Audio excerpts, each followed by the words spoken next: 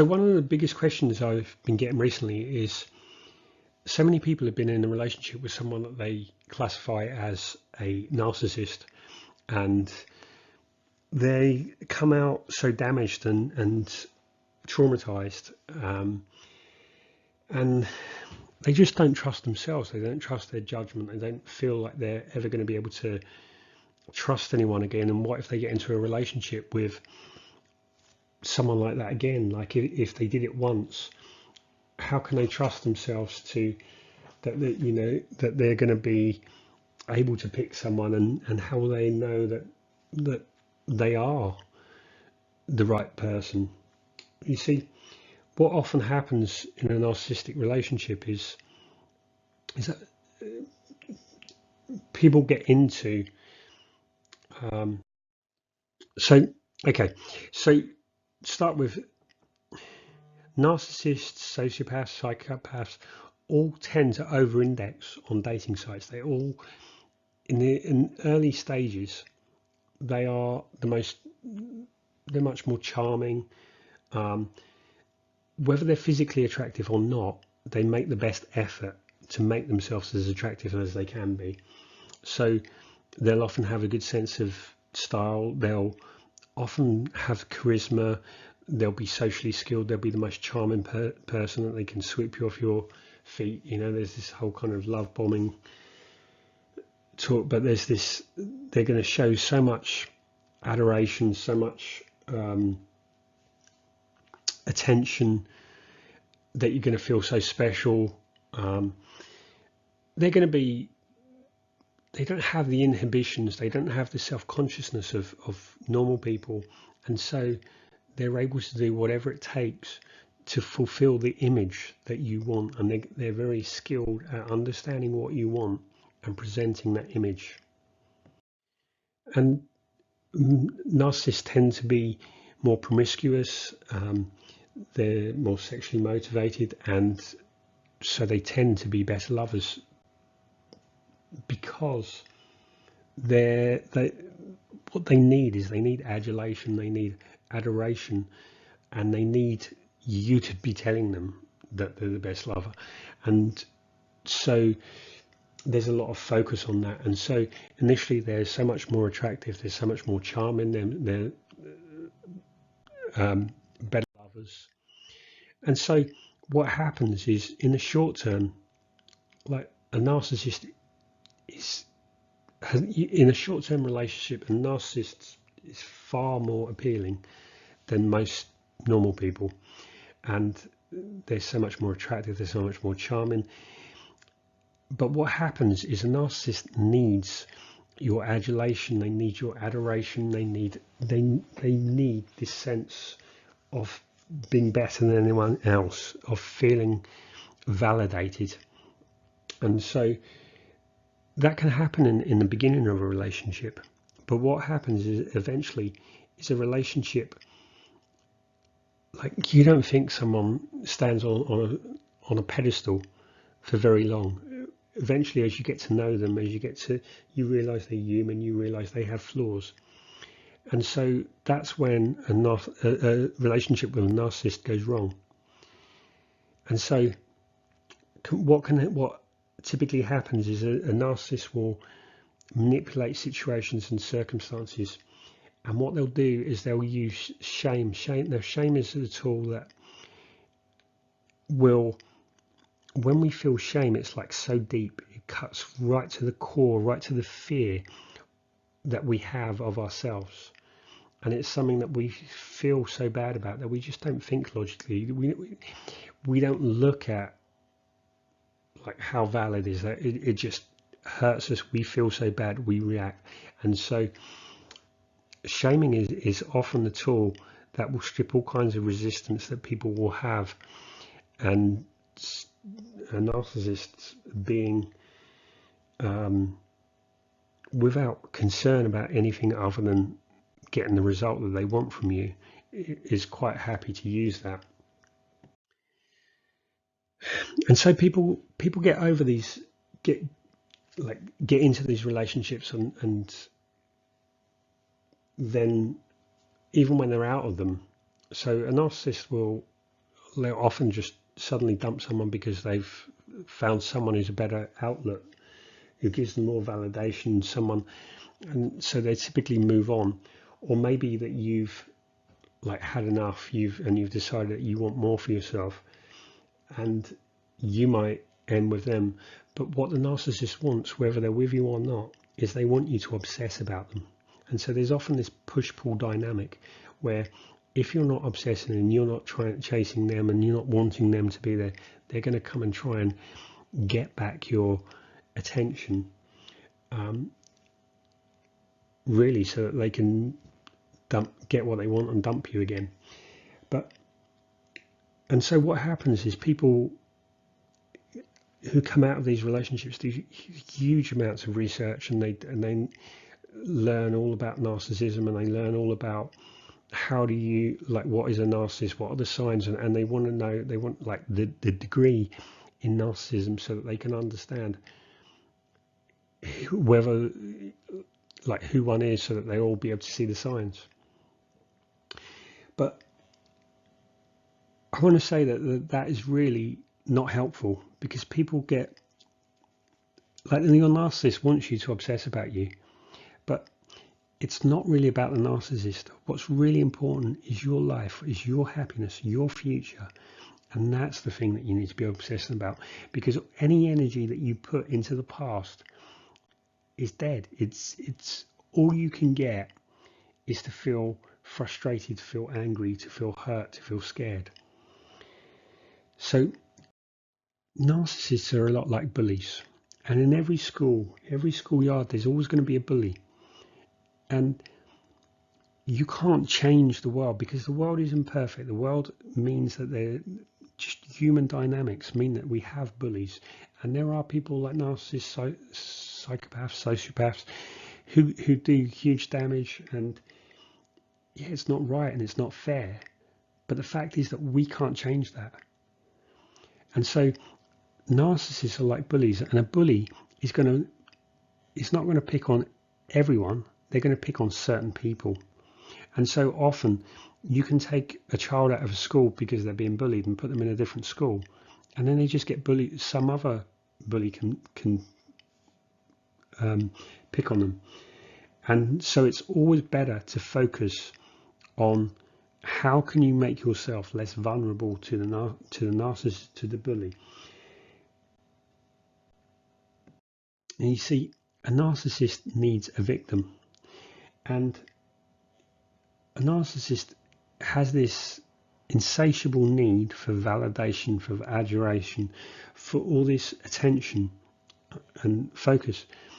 And what they're looking for is the next person that is going to supply that validation, is going to supply that adoration, is going to think that they're wonderful.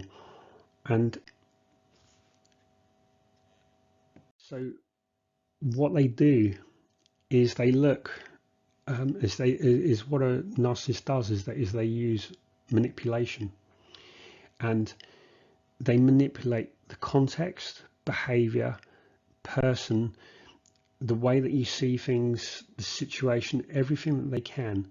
Because when you can manipulate, when you can change the context, when you can change the meaning, when you can change the behavior, what that means is that you change the whole situation and frame it so that you can change how people feel, how people think, and what people do. But in order to manipulate, you need to be able to find some leverage. You need to find something, and that's what a narcissist is very good at. They're good at understanding the dream that you have. They're understanding the fears that you have. They're understanding the insecurities that you have. They're understanding where you feel a sense of shame. Where is the bit that they can get in, so that they can use whatever they can find to manipulate you, so that you behave and act as they do. And so you're gonna get into arguments, and however, what happens is people feel like they'll get into an argument maybe about their behavior, and yet they'll twist things round that in the end you're feeling like you're a terrible person because of the way that they've changed the context of the situation or the meaning or the behavior. And so what the narcissist will do, like why do we get into a relationship, is because they find what we need and they supply it. Then they find the chink in your armor, the vulnerability, the thing that means that they can have leverage to manipulate you as they want to.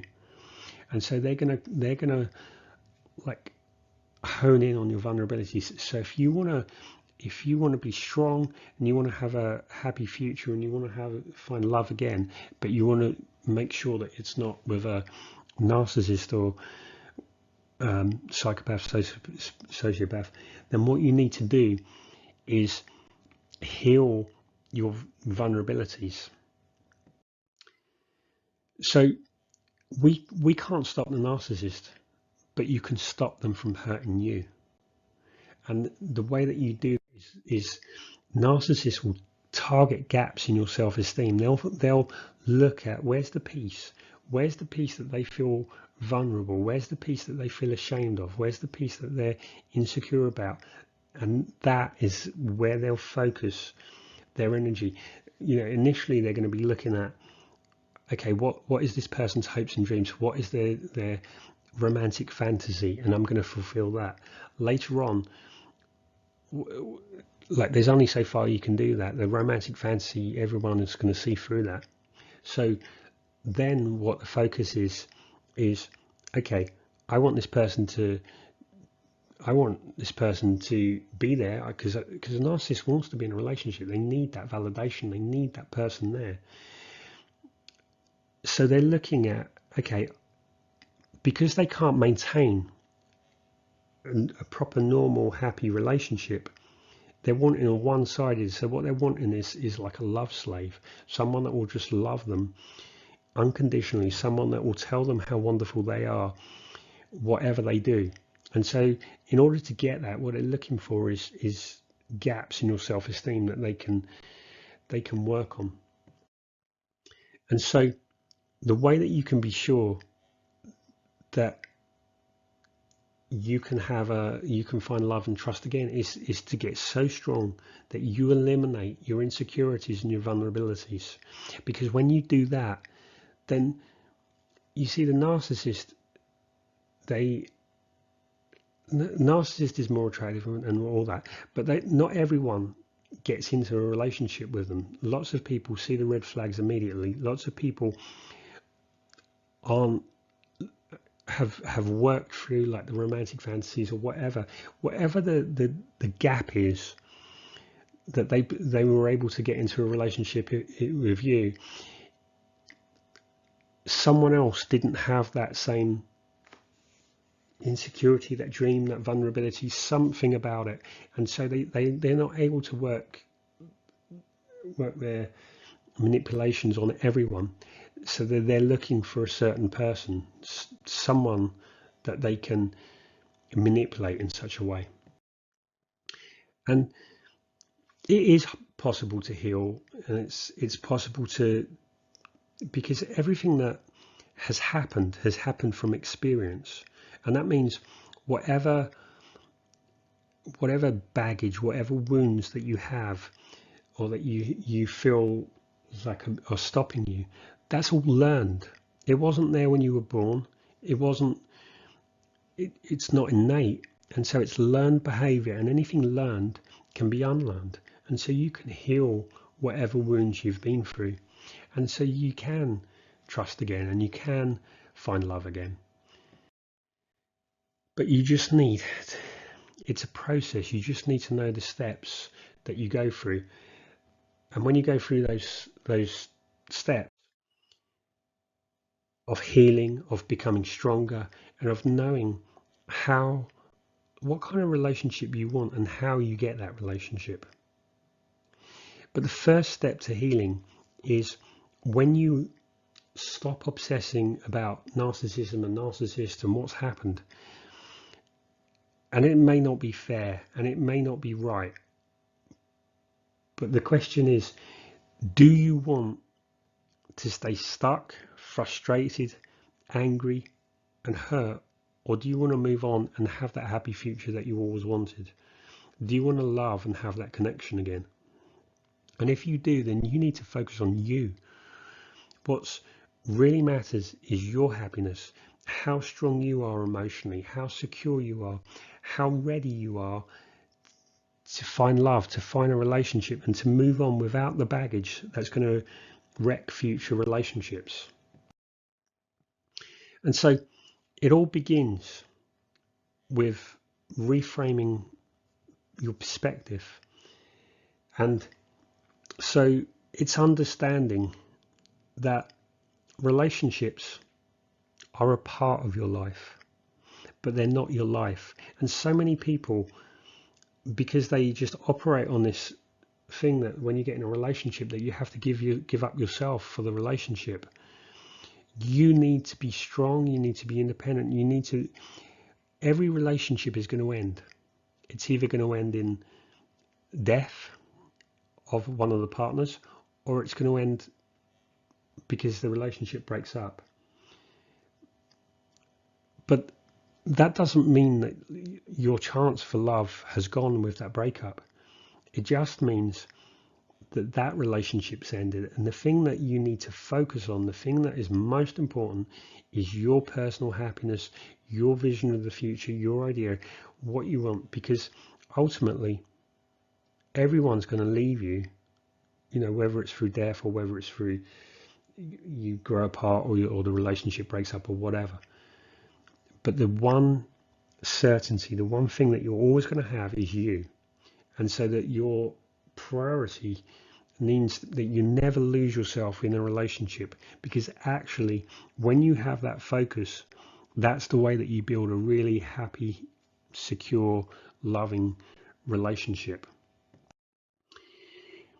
And the second one is you change what you can, but you have to let go of what you can't, because everything that you can't control, like you can't control the narcissist, you can't control what people will do. You can control how it affects you, you control how you respond to that.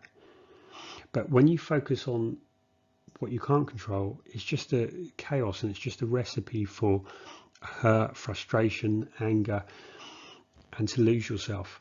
But when you focus on yourself, when you focus on your emotional stability, foundations being so strong, when you focus on what you want, what makes you happy, who you are, and how you want to live in your life, and then how you relate to people and how you want your relationships to be, you can build that.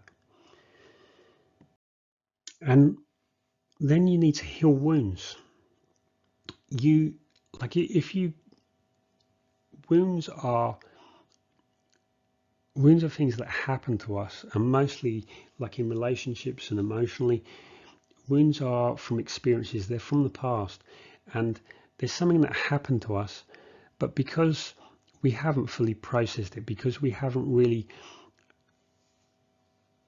dealt with the emotional attachment that we have to it, we carry those wounds, and that means that we become afraid to love. We carry into future relationships baggage. And what we need to be able to do is to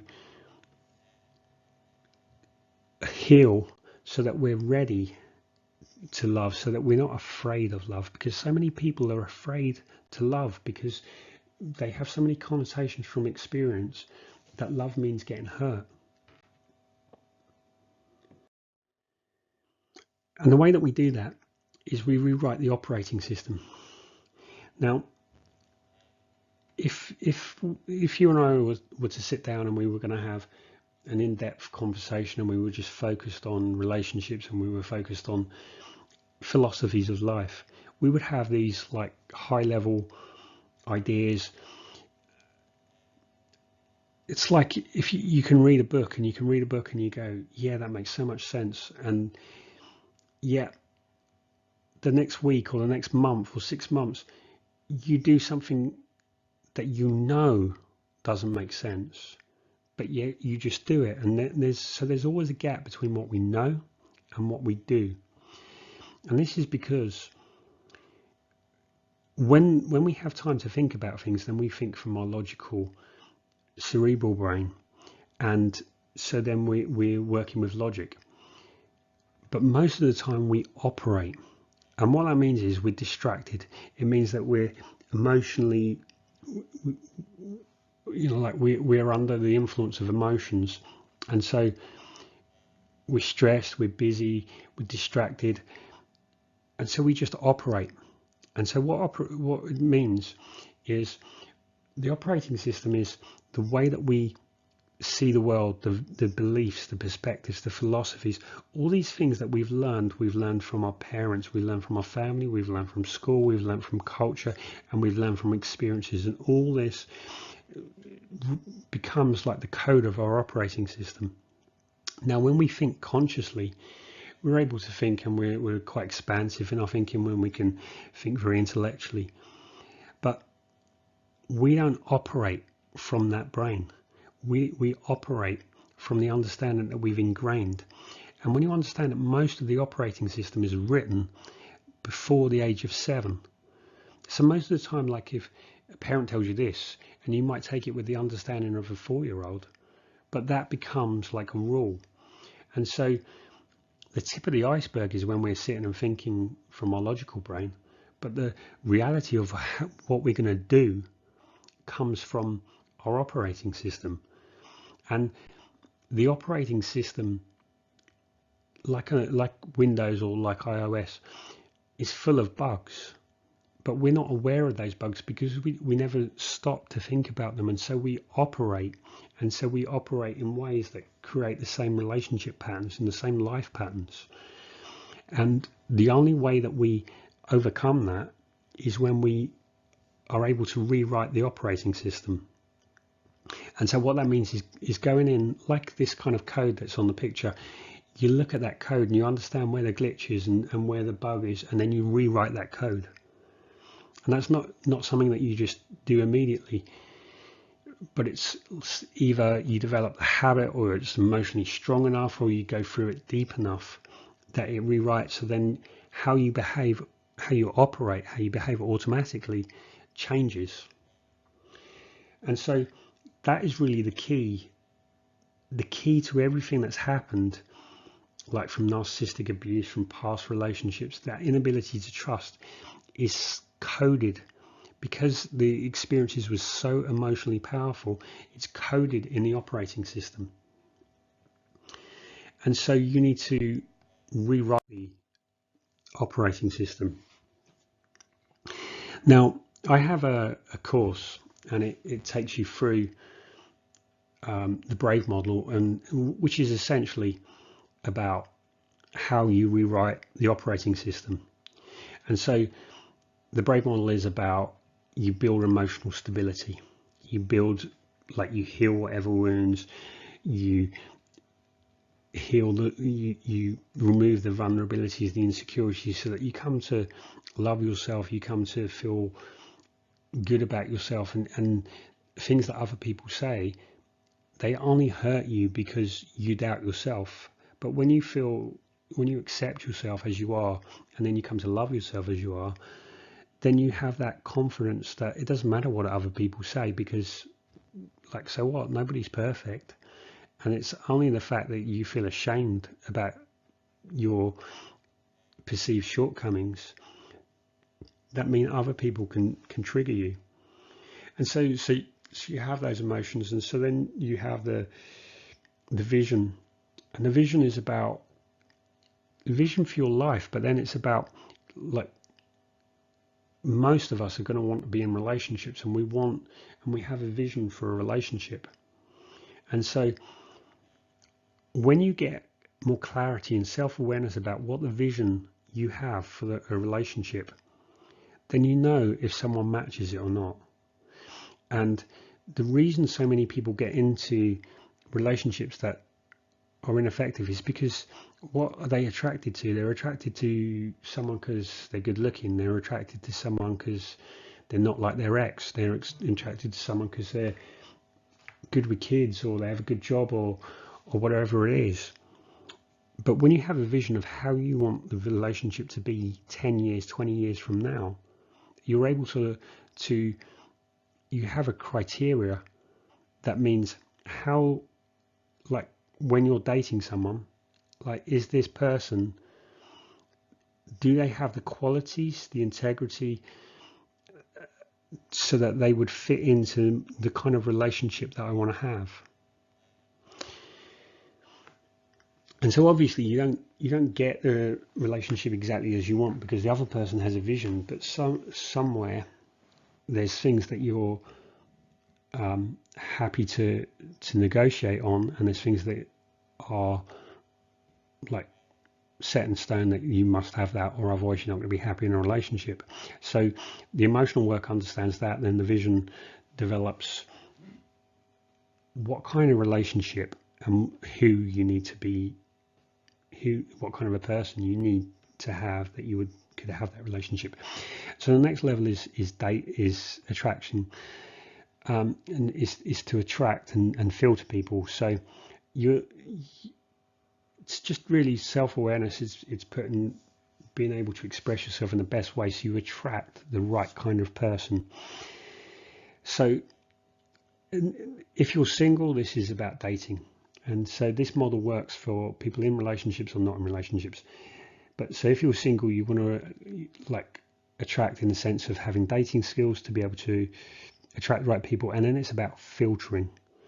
Just because someone's attracted to you doesn't mean that they're the right person. And you're not going to know initially, but it's about understanding, because you have that vision, because you have that emotional stability, you're able to filter, like, is this person someone that I can have a relationship with?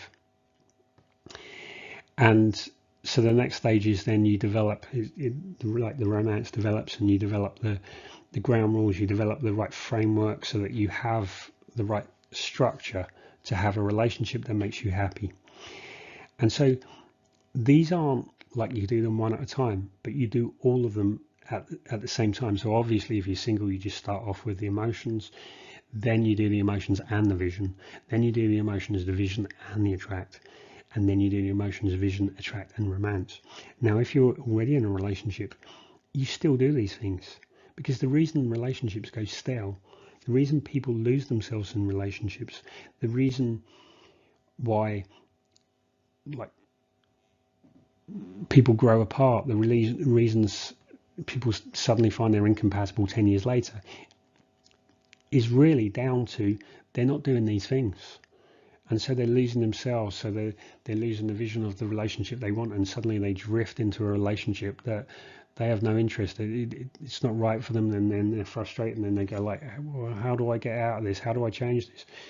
And so people do that, but then they just keep changing the partner. And it's the model that's wrong, not necessarily the partner. And so you do all of these, and then when you do the first four continuously, so that you still keep attracting your partner, you still keep romancing and developing the relationship, that's when you get to the state of when you have that kind of blissful love and connection, and you feel secure with each other and you're happy with each other.